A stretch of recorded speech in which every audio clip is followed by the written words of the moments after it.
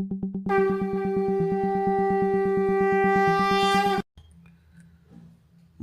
पुरुषोत्तम। बहुत समय पहले की बात है।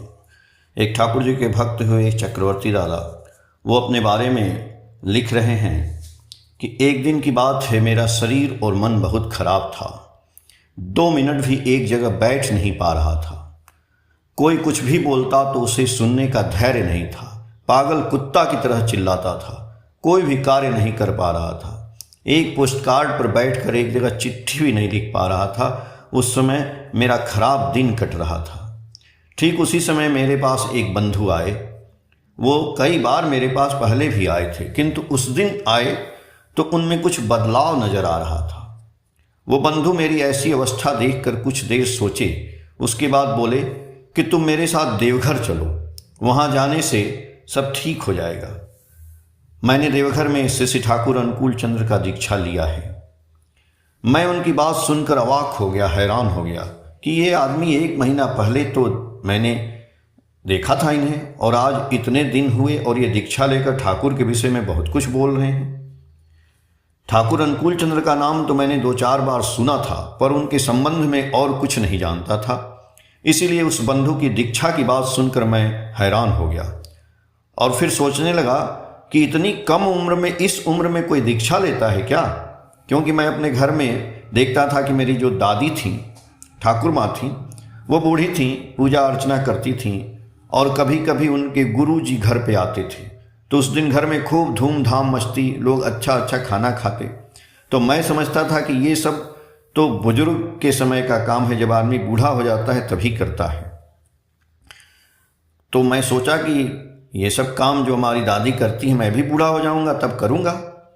लेकिन हमारा कोई सुझाव और तर्क उस बंधु को विध्वस्त नहीं कर पाया। वो बोले, तुम्हारे देवघर जाने की गाड़ी का भाड़ा मैं दूंगा, तुम अभी इसी समय मेरे साथ चलो।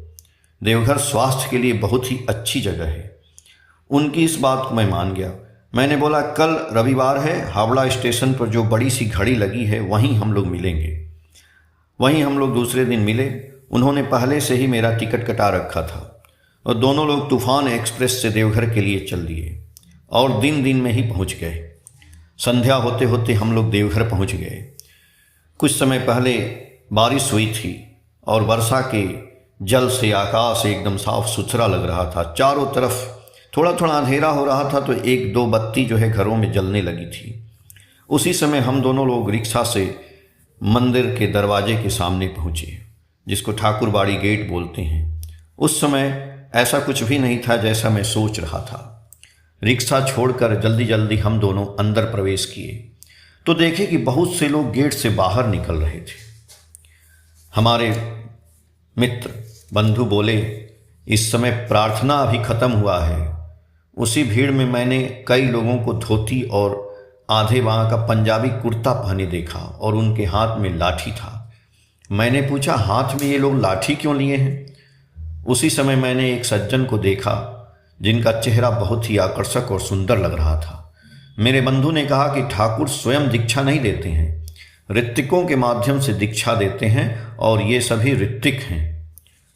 हम लोग गेट के अंदर, जिधर ठाकुर जी का मंदिर था, उधर की तरफ जाने लगे। उसी समय एक ऋत्विक दादा की तरफ मेरी नज़र पड़ी। देखा बहुत ही सुंदर और सौम्य चेहरा, हाथ में लाठी लिए चल रहे थे।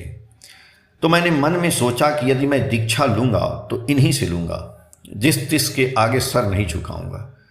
फिर तुरंत मैंने सोचा कि ये दीक्षा की बात मेरे मन में कैसे आने लगी। दीक्षा तो इतना सरल बात है नहीं, ये तो जन्म जन्मांतर की तपस्या और आशीर्वाद से मिलता है।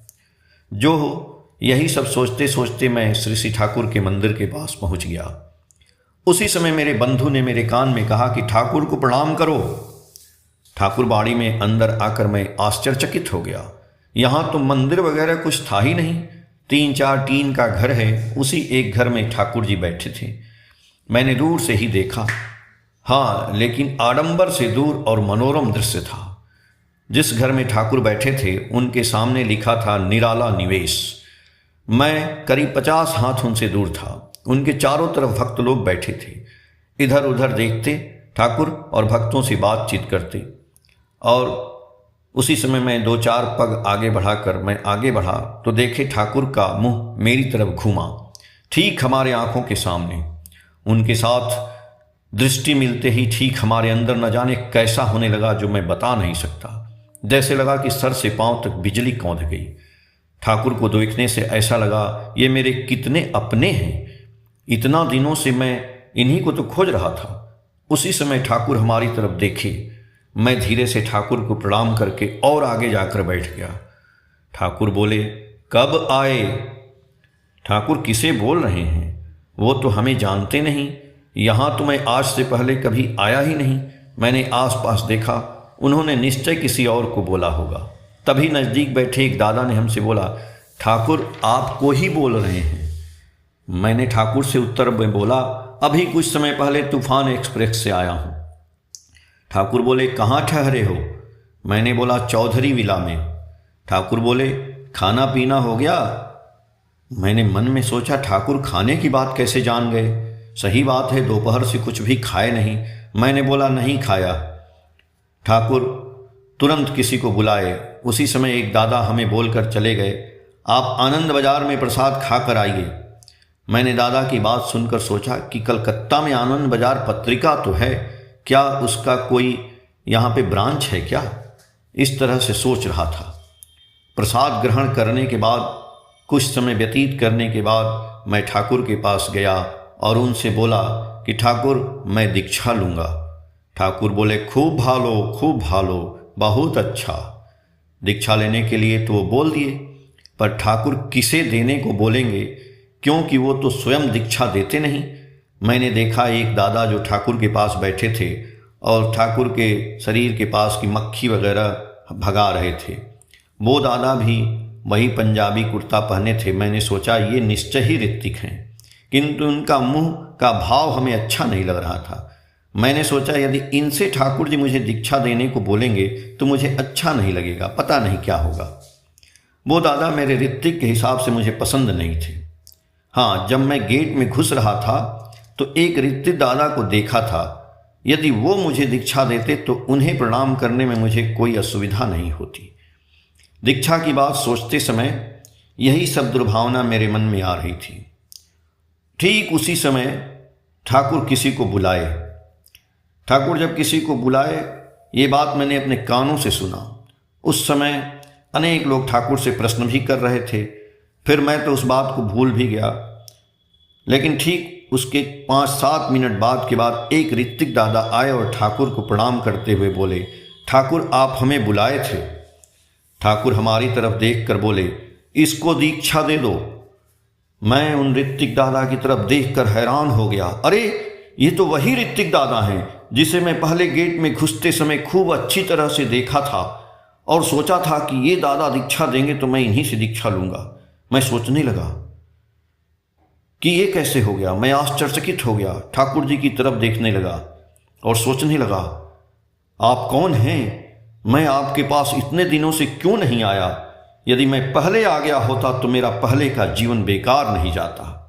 मैं बता नहीं सकता, मेरे दोनों आंखों में से आंसू बहने लगे। उसी समय ठाकुर बड़े ही प्रेम से माँ की तरह बोले, इसके साथ चले जाओ। मैं मशीन की तरह से ऋत्विक दादा का अनुसरण किया और उनके साथ दीक्षा लेने के लिए चला गया। स्मृति आलोके परम प्रेम में श्री ठाकुर अनुकूल चंद्र नामक पुस्तक का बंगला का हिंदी अनुवाद पेज संख्या 156 से 160। जय गुरु।